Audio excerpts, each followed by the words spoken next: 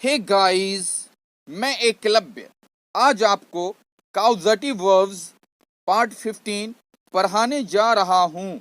38 be plus bound plus to plus verb के first form का प्रयोग देखें। इस प्रकार के स्ट्रक्चर का प्रयोग हम तब करते हैं जब हम लोगों को कोई काम हर हालत में, हर स्थिति में करना ही होता है या करना ही पड़ता है। यह स्ट्रक्चर आपके लिए बहुत ही महत्वपूर्ण है, इसको आप सीख ही लें। नंबर 1, मुझे उसे लिखवाना ही है या मुझे उसे लिखवाना ही पड़ता है या मुझे उसे लिखवाना ही होता है। अर्थात मुझे हर हालत में, हर स्थिति में, हर परिस्थिति में यह काम करना ही है।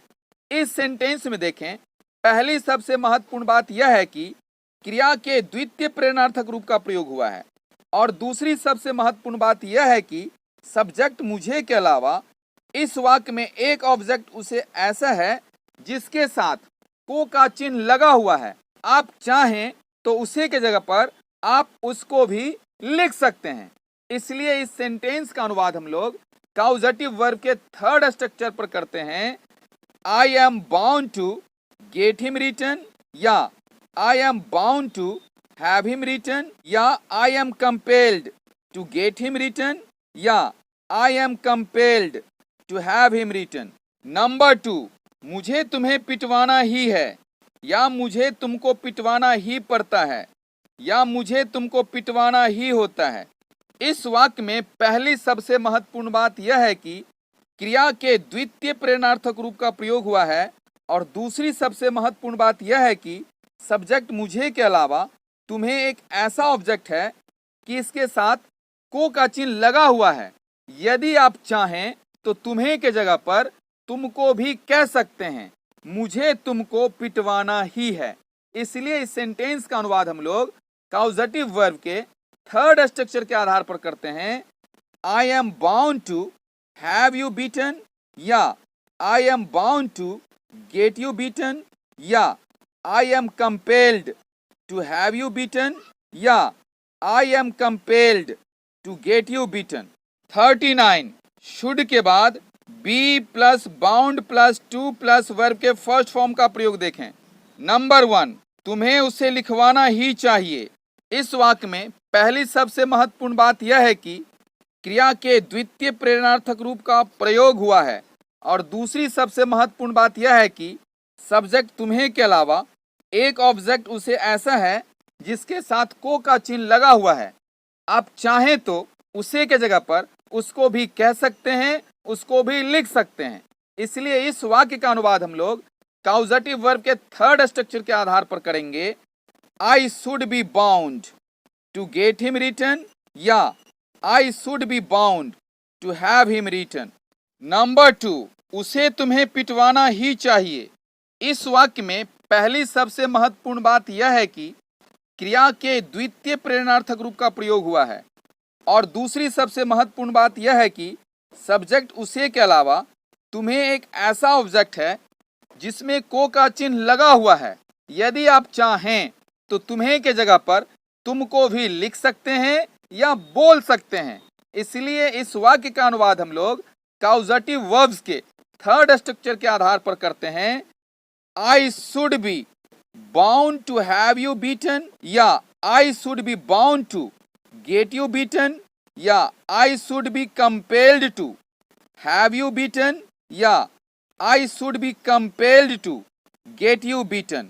40 should के बाद have plus been plus bound plus to plus verb के फर्स्ट फॉर्म का प्रयोग देखें।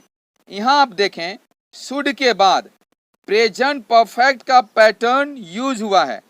नंबर 1, तुम्हें उसे लिखवाना ही चाहिए था। इस वाक्य में क्रिया के द्वितीय प्रेरणार्थक रूप का प्रयोग हुआ है और दूसरी सबसे महत्वपूर्ण बात यह है कि सब्जेक्ट तुम्हें के अलावा एक ऑब्जेक्ट उसे ऐसा है जिसके साथ को का चिन्ह लगा हुआ है। यदि आप चाहें तो उसे के जगह उसको भी लिख सकते हैं या बोल सकते हैं। इसलिए इस वाक्य का अनुवाद हम लोग काउजेटिव वर्ब के थर्ड स्ट्रक्चर के आधार पर करते हैं।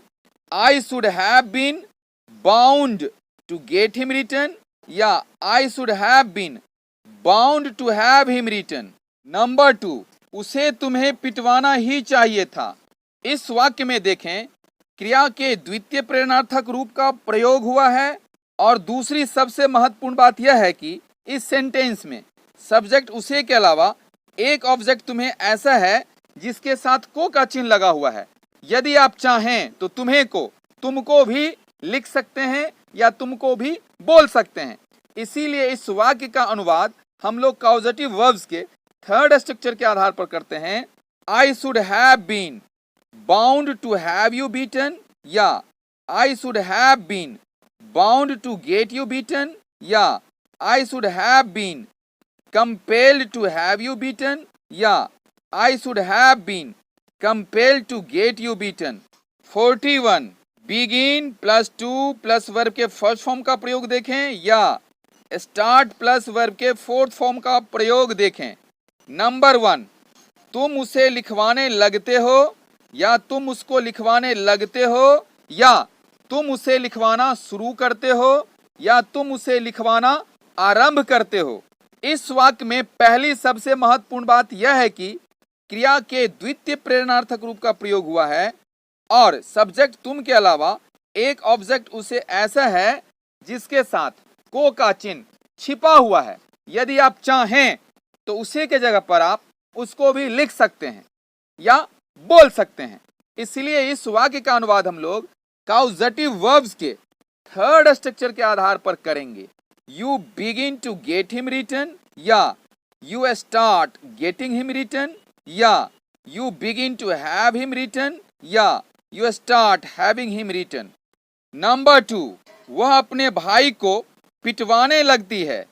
इस वाक्य में आप देखें, सबसे महत्वपूर्ण बात यह है कि क्रिया के द्वितीय प्रेरणार्थक रूप का प्रयोग हुआ है और दूसरी सबसे महत्वपूर्ण बात यह है कि सब्जेक्ट वह के अलावा अपना भाई एक ऐसा ऑब्जेक्ट है जिसके साथ को का चिन्ह लगा हुआ है।